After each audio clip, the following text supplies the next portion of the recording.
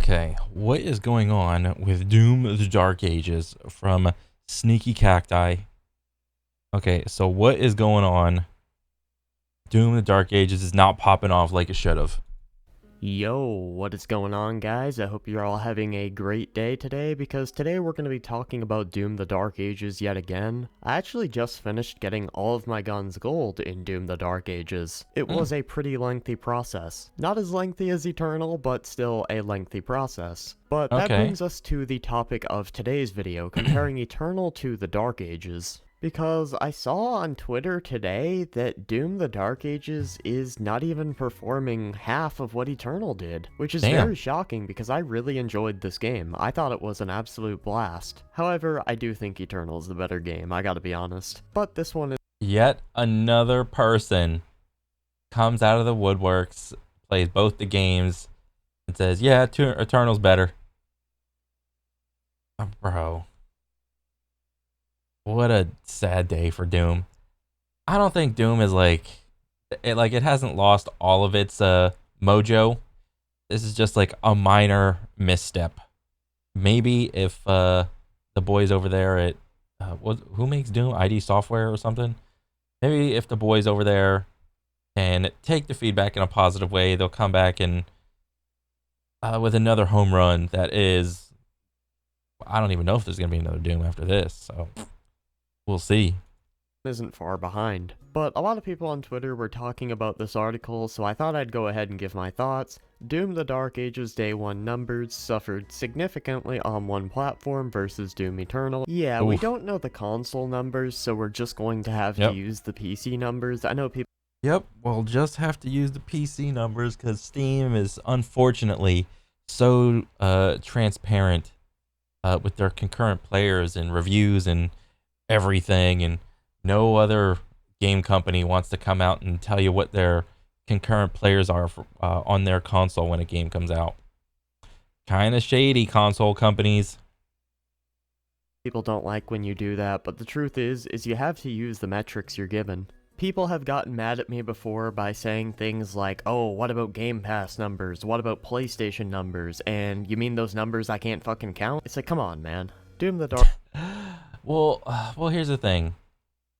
I think the one thing that people use from consoles is either uh, the trophy system from PlayStation. I think those are public if you have an account with Sony. Or I don't think Xbox has like gamer score anymore, do they? That's what it used to be on like Xbox 360. I don't know if it's still gamer score. But yeah, like much the same way that or is it achievements, whatever. Much the same way Steam has achievements and you can like look those up. You can kind of look up like I would imagine there's like an achievement for doing the first quest or starting the game up or something like that, and then from that you can kind of derive the amount of copies sold. So that's what I think people do to get like some sort of number as opposed to just nothing. Ages is already shaping up to be an interesting case. When reviews dropped, it became one of the highest rated games in franchise history. By Doom is already shaping up to be interesting. When reviews dropped, in one of the highest rated games in franchise history. What? But as things stand, after a day, it has the lowest user review score on Steam of the reboot trilogy. Although there's plenty of time to turn this around. This seems like it was pulled from an article that was made by a journalist who has some shill-like behavior. Highest rated games in franchise history.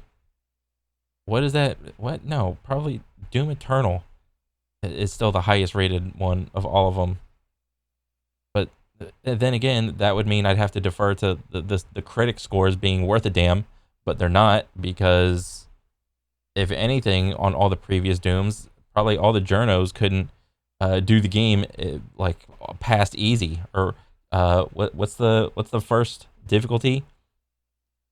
Like I'm a baby mode or something. history, but as things stand after a day, it has the lowest user review score on Steam of the reboot trilogy, although there is plenty of time to turn this around. Yeah, this is actually very shocking to hear. I didn't expect it to have as high of a review score as Eternal, because I just think Eternal's a better game, I'll be honest with you. But I It think is. this game is a lot I and what I want to say, I mean, there's multiple things on why it's like a better game. I think partly is the movement system is better. With like the little bars and shit, you can jump around. You can like jump, reset, like airs. You can get like do all the same things. You can't really do all the same things, but like the movement system was better. And bro, if I'm trying to play a game on like some difficulty, I just want to play like one difficulty. Like the most I'd be willing to what do you call it? Allow a game dev to do is I would defer to like the old Halo style of difficulty of like easy, normal, heroic, legendary, you know, and some style of like that or whatever. With Doom, there was like the base of I think they had like 5 difficulties in Eternal. It's like easy, normal, hard, or whatever the synonymous difficulty name was, and then it was Nightmare, which was like the hardest one. And then you had Ultra Nightmare, which you only had 1 life. But if you died on... If it was like 1 life. If you died, you had to go all the way back to the beginning. In which case, you had to like more or less memorize the spawns and shit. But difficulty-wise, it wasn't really different. But I think in this one, it went up to Nightmare. And then there were 2 more past it. It was like Nightmare, which is like the hardest difficulty.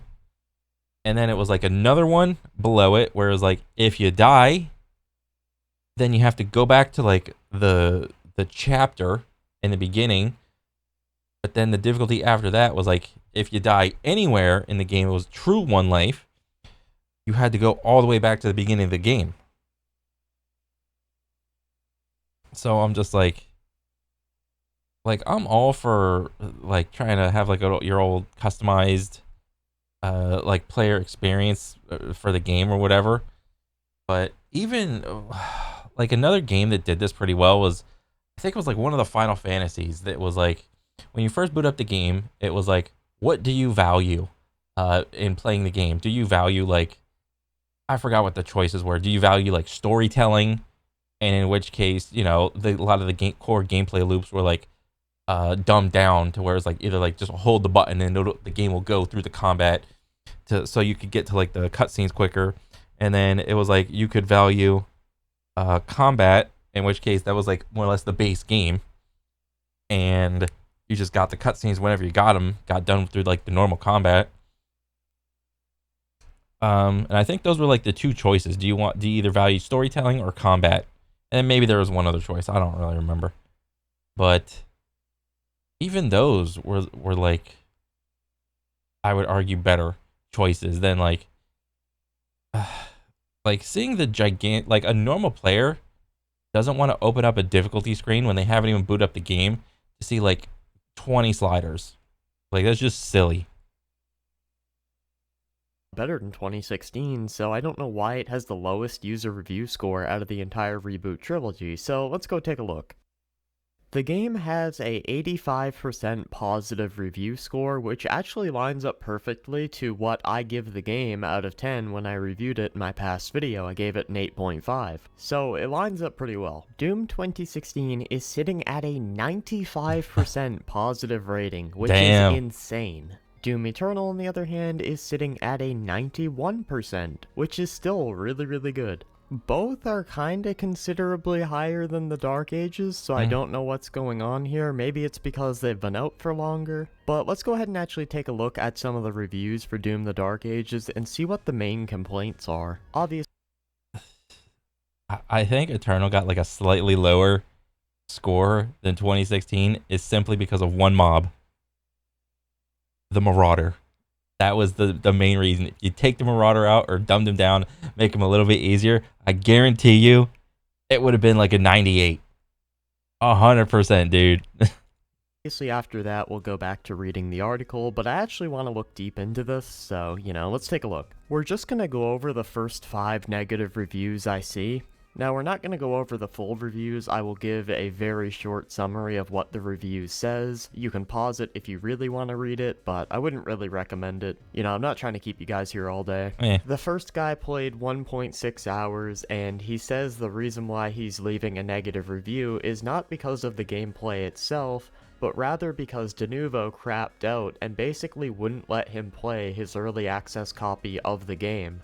The DRM, this is like the game companies trying to postpone the breaking of the product, and they make it so that you can't pirate the game like instantaneously the moment it gets released to the public.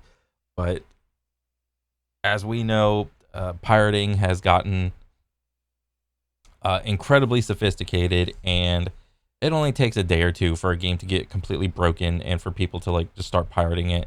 The fact that everybody else has to suffer because of like the elite 1% that will 100% crack the game no matter what is kind of stupid. Kept failing the license or something like that, and he can't play. It went on for like 48 hours. Completely valid reason to leave a negative review in my opinion. I don't know why people are putting clown emotes. The next guy has about 7 hours, and he says he doesn't like the game because it's very controller focused, and there's a lot of emphasis on shield combos, which he doesn't like. Very controller focused gameplay with the button combos being more important than classic run and gun tactics. I felt that the weapons were less important than the shield and combos. I don't know. Maybe? I mean, did he like beat the game in 7 hours? Or whatever? Very controller focused. A run and gun. Like, Doom was never about like run and gun. If anything, the older games were more about like weapon swapping and using the correct weapon for like the correct mob. I felt that weapons were less important than the shield and combos. He'd rather a run and gun game. This next guy put in about 17 hours, and he says he doesn't think the game is bad, but he doesn't recommend it. He says he finds the mech and dragon segments cool, but very boring. He also doesn't like that there's a lot of hunting required for secrets if you want to upgrade your weapons. And he says he's kinda mixed on the game. This guy says it's a mixed bag for him. He really likes the game, but it's very broken for him. And this is definitely a common complaint I've seen. I saw Moist Critical try to play this game, and he was like constantly crashing, so I mean the constant crashing, that's never a good sign. I mean, I'm still playing Oblivion, and that game is still crashing randomly. I gotta like play the game paranoid and like be constantly quick saving and actual saving. It's annoying, and I 100% get it when someone leaves a bad review about like a new game just crashing. Depends on the person. Some people are having a really hard time with this game, and that will definitely put them off from playing it or leaving a positive review. Now, this next guy, he only played 0.1 hours, so part of me thinks he couldn't boot the game, especially considering what he left for his review. I don't think ray tracing should be a requirement, is basically his review. So this is likely someone who wanted to play on like a 1080 Ti or something and couldn't because of the ray tracing requirement. Either that, or he was someone who could play the game but had very poor performance because of the ray tracing, and I think forced ray tracing is not a good thing for the industry, so this is completely valid. I mean, this game does look a bit better than Eternal, but it's not 5 times worse performance better looking, if you get what I mean. But those... So, what I want to say is Doom was never about how pretty the game looked. It was about the core game loop of managing your resources, dispatching the enemies quickly, utilizing the right gun to the right enemy, having a good combat flow in any given arena that you're just put in. the good looks of the game, I want to say comes secondary to the gameplay, but even then, I would probably say the the good looks of the game would come as a tertiary to the music of the previous games because of Mick Gordon. Now, like I've seen like some of the songs in here, and they're not bad by any means. They're like good songs. Put these songs in like any other game, and they still slap.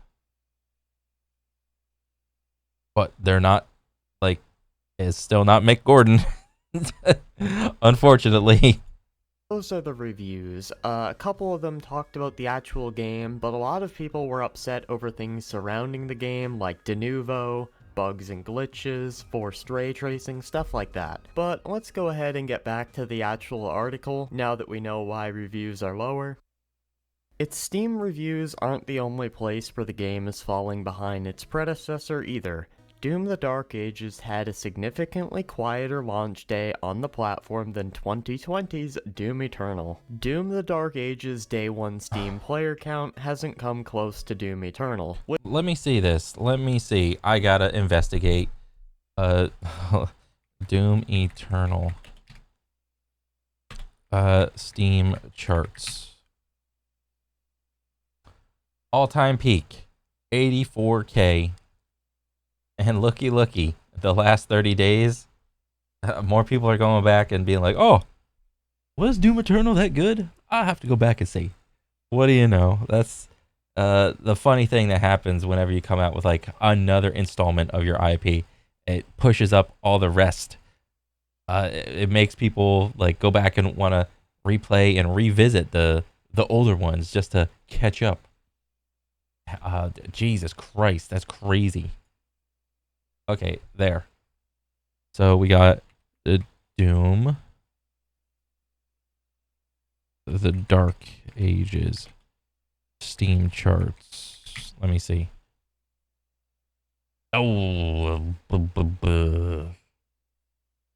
oof, big oof.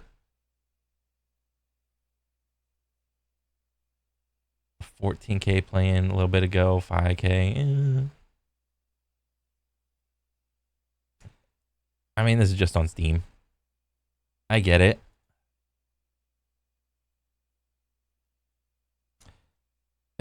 Yeah, I mean, so this literally just makes me want to wait for the game to come out on in like on a sale, and then I'll probably get it on a sale or something. Like maybe like this year around Christmas maybe, or maybe like a developer sale or something. I feel no need to like go out and buy it instantly. Which honestly is kind of expected considering how much harder it is to run than Doom Eternal. Doom Eternal didn't have forced ray tracing, Doom the Dark Ages does, so a lot of people who are still sticking to their 1080 Ti's, they're not able to play this game. People with GTX cards are not able to play this game, and those who are able to play this game, it definitely has a lot worse performance than Eternal did when it first came out. I had a 2070 Super when... So why would they just like shut out like a whole chunk of the market just because of they didn't want to go through the extra rigmarole of like the optimization for like all the people with 1080s and shit? Doom Eternal came out, and that shit ran like a dream. The 2070 Super came out in like 2017 and was a mid-range card. Doom Eternal came out 2 years after. However, here I am with a 4070 on Doom the Dark Ages, and I'm able to get alright frame rates, but nothing like I got in Eternal. Yesterday, according to SteamDB, Doom the Dark Ages peaked at 30,812 players.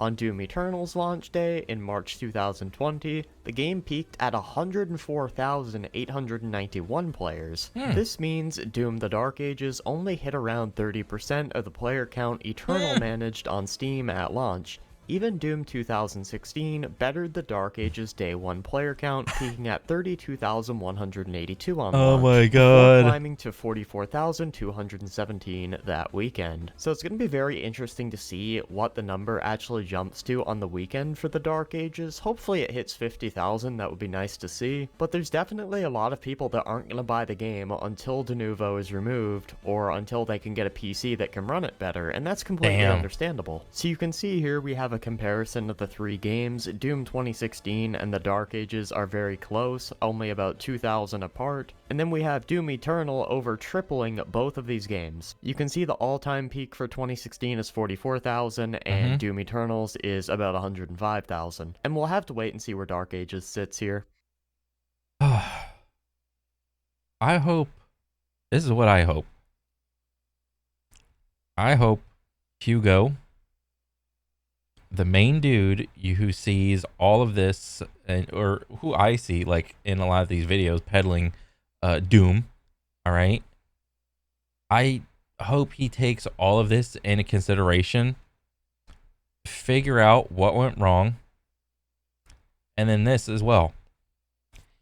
He needs to bury the hatchet with Mick Gordon for whatever happened in Doom Eternal. He needs to bury the hatchet. Put his little issues aside like an adult and come out swinging if there is another Doom. He needs to just go out and just be like, yo, I'm sorry. I was a dick. I did you dirty. Or however the story went. And then he needs to get Mick back.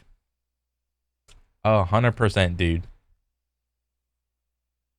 It's worth noting there are a couple of serious mitigating factors this time around. Doom the Dark Ages is the first game in the series since Microsoft's mega acquisition of ZeniMax and all of its properties.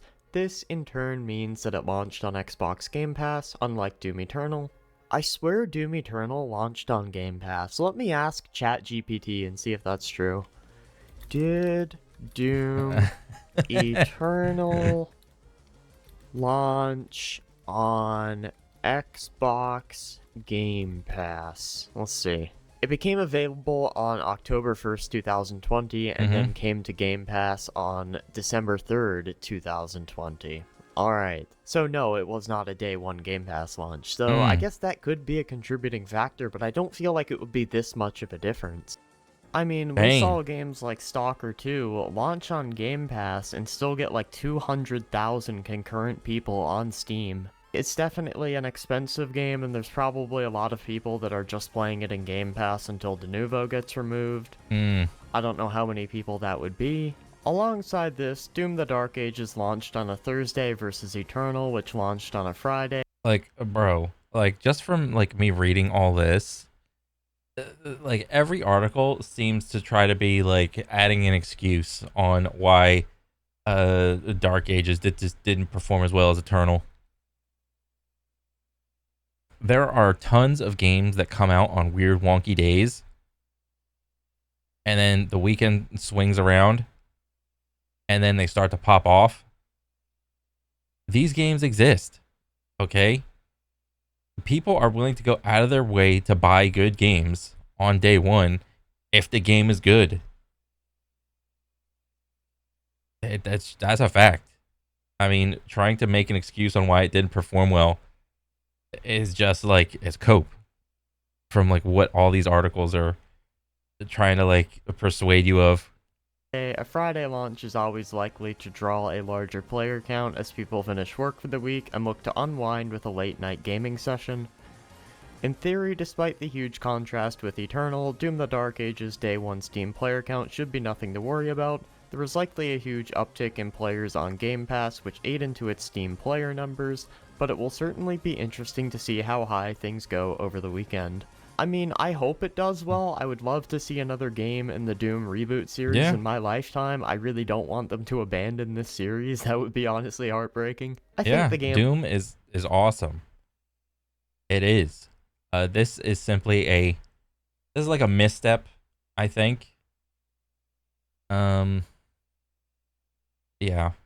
I mean, I'm not getting it anytime soon when it's not on sale. This is a game I am 100% getting on sale though.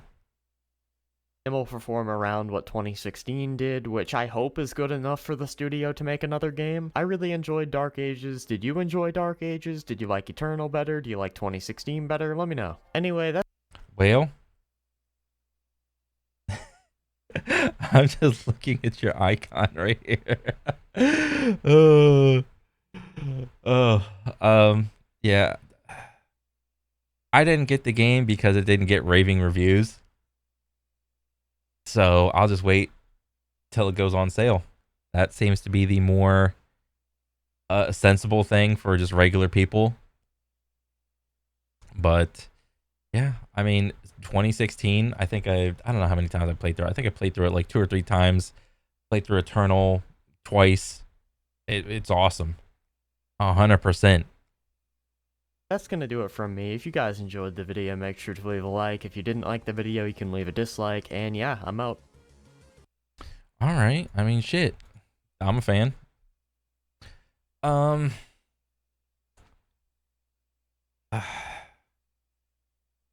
I always hate it cause like another thing. I think part of it is also the whole Monster Hunter Wilds thing, in that the game kind of got like easier, uh, like with subsequent installments of it. I mean, not so much from like 2016 to Eternal. I mean, the hype was so built up from Eternal that uh, I mean, it is kind of like a niche type of game, like arena shooter, but they lean into the badassness aspect of it so much. I think that like the whole theme was fine. I don't think it was the theme that did it in. Like, the main thing I constantly hear is that it's too flat. It's too boring. It's just like a big old flat plane with just a bunch of random ass enemies. That's always what I hear, like as a main critique about the game. But as far as like I'm concerned, like I'm not going to get it like anytime soon. I'll wait for it to go on sale or something. Like, and even then, am I gonna get it at like a 20 or 30% sale type of thing, where I damn well know it's gonna go up to like 40 or 50% in a couple months? We'll see. But other than that, pretty good video, dude.